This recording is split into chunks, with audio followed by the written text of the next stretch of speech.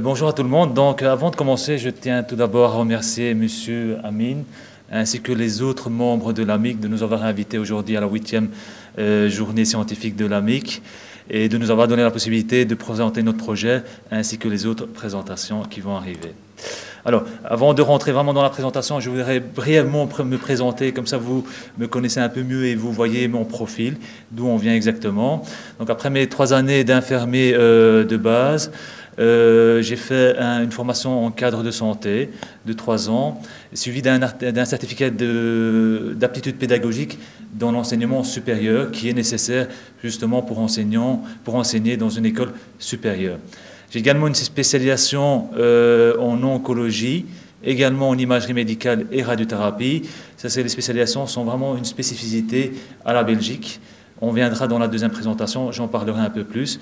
Et alors, j'ai terminé par un master en santé publique. Alors, mes fonctions actuelles, donc, je suis maître assistant à la Haute École Léonard de Vinci, une haute école avec plusieurs départements. Moi, j'enseigne notamment dans le département infirmier, soins infirmiers, imagerie médicale et biologie médicale. Et j'ai également une fonction de coordinateur de recherche clinique médicale en neurologie aux cliniques universitaires Saint-Luc à Bruxelles. Alors, comme Madame l'a dit, je suis membre du conseil d'administration de la Société belge des infirmiers en oncologie et de l'Association des praticiens belges de l'art infirmier. Alors, dans la présentation aujourd'hui, on va faire d'abord la situation en Belgique au niveau des soins infirmiers en oncologie. On fera également la situation dans le monde de la francophonie, mais aussi en Europe, dans le reste du monde. Je vous présenterai les différents constats qu'on a pu faire et alors je vous présenterai le projet, à savoir la construction d'un réseau de soins infirmiers en oncologie dans la francophonie. Alors, la situation en Belgique. Alors, au niveau de l'aspect légal, au niveau de la formation, le premier arrêté royal qui a reconnu une qualification particulière en oncologie date de 1994. Une deuxième, en 2006, a reconnu le titre particulier d'infirmier spécialisé en oncologie. Au niveau hospitalier, il y a 2 articles de normes concernant l'encadrement infirmier, à savoir les articles 4 et 17. Alors, que disent exactement ces articles? L'article 4 dit que les soins infirmiers aux patients souffrant d'affections oncologiques doivent être dispensés sous la direction d'infirmiers experts. La chimiothérapie doit être administrée uniquement sous la surveillance d'infirmiers qui sont agréés comme infirmiers en oncologie ou qui suivent une formation afin d'obtenir cette qualification. Et l'article 17 nous dit que l'administration de thérapies avec sources radioactives ouverte et assurée par des infirmiers qui disposent d'une expérience pour cette forme de thérapie sous la supervision d'un médecin spécialiste expert également en la matière.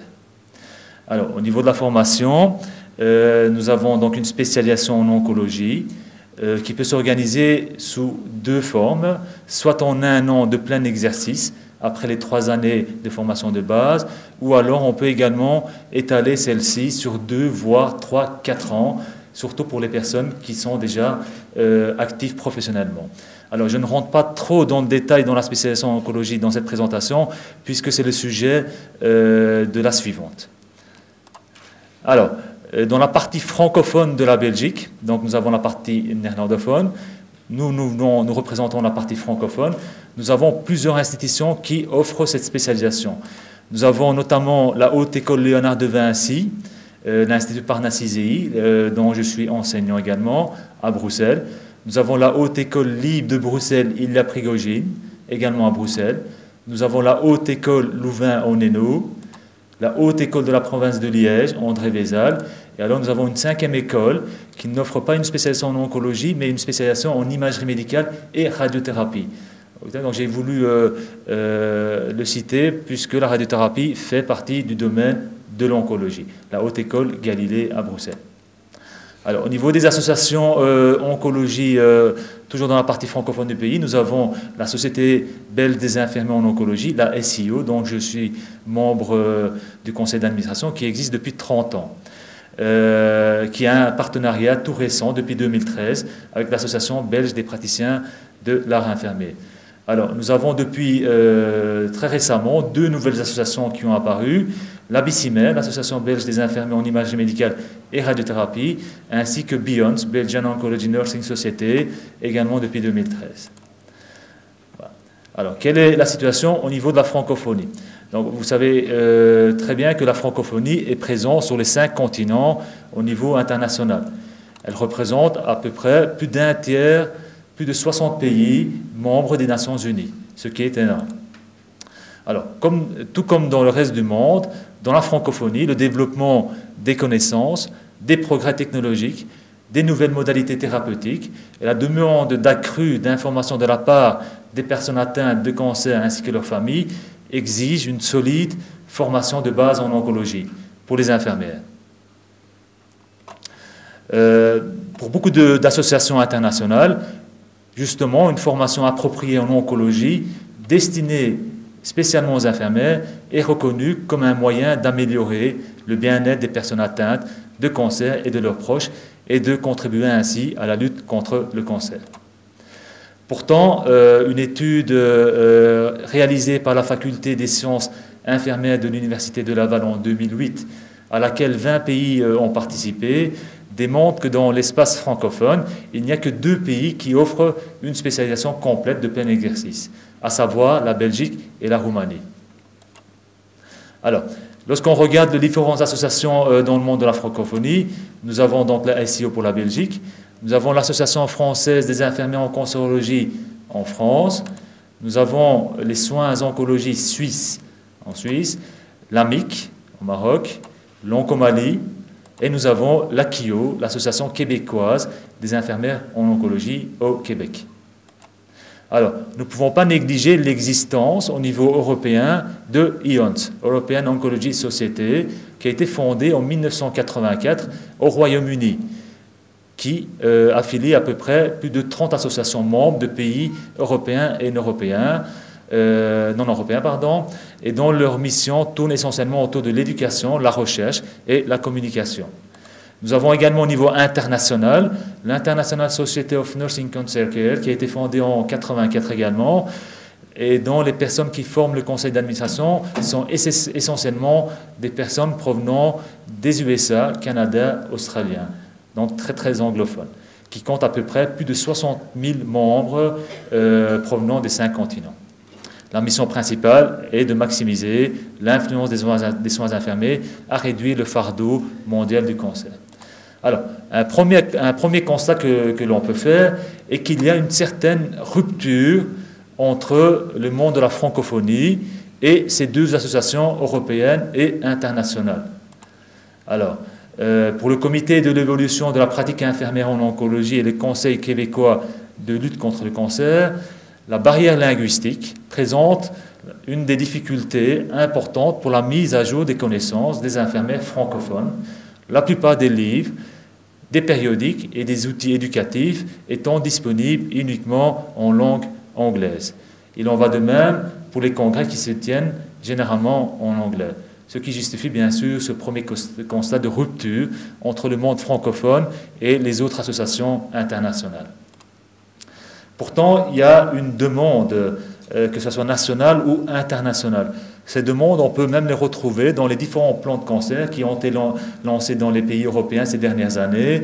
Plans de cancer de la Belgique, de la France, de la Suisse. Que disent ces plans de cancer? Ils veulent un plus grand partage des expériences et des savoirs infirmiers, un partage des données probantes, une formation, une polyvalence des compétences de l'infirmier en cancérologie, d'organiser des congrès en soins infirmiers en oncologie pour les infirmiers francophones et d'arriver à une harmonisation des soins infirmiers en oncologie. Voilà. Alors, nous pouvons également lire dans les différentes recommandations que les infirmiers, justement, doivent s'inspirer des initiatives européennes et américaines relatives à la standardisation de la formation des infirmiers en oncologie et ainsi se fixer des objectifs d'apprentissage uniforme. Pourtant, sur le terrain, on voit qu'il y a une urgence. Ainsi, une étude qui a été réalisée et publiée en 2010 en Afrique subsaharienne démontre qu'il y a une croissance du cancer. Nous avons environ 100 à 120 20 nouveaux cas par 100 000 habitants par année. Si cette tendance épidémiologique se poursuit, l'Afrique comptera en 2020 près d'1 million de nouveaux cas de cancer chaque année. Voilà. Donc, ce qui démontre que la lutte contre le cancer s'est internationalisée et l'union de toutes les énergies est requise pour faire face à cette forte progression des cancers dans les pays du Sud. Donc il est crucial que les échanges intracontinentaux soient intensifiés. Alors, nous arrivons maintenant dans le projet, au cœur du projet.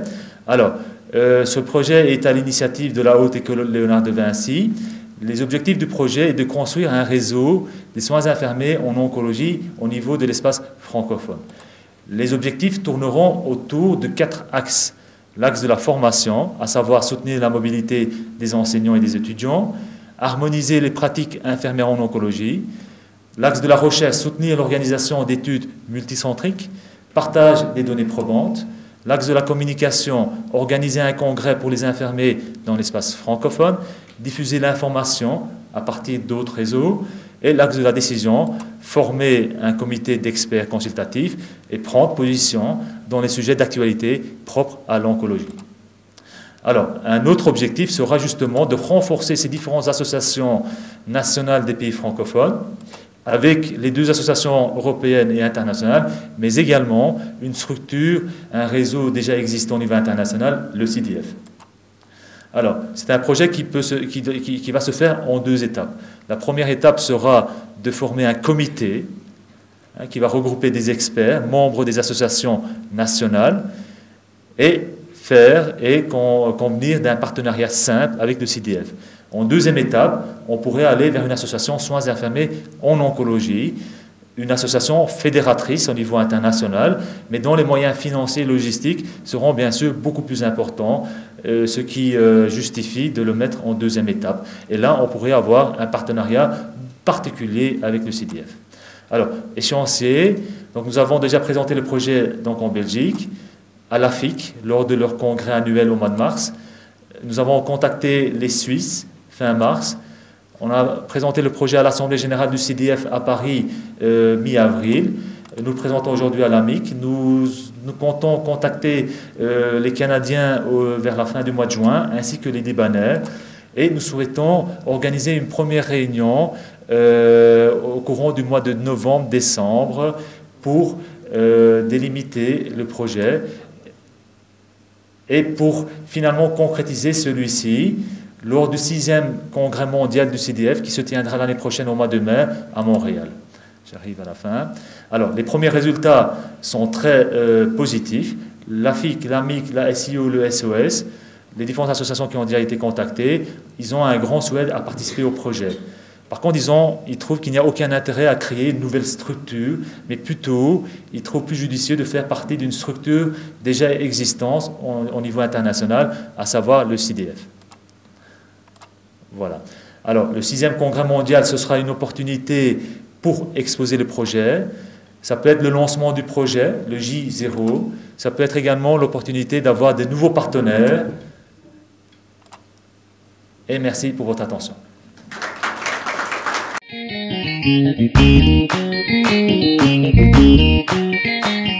Thank you.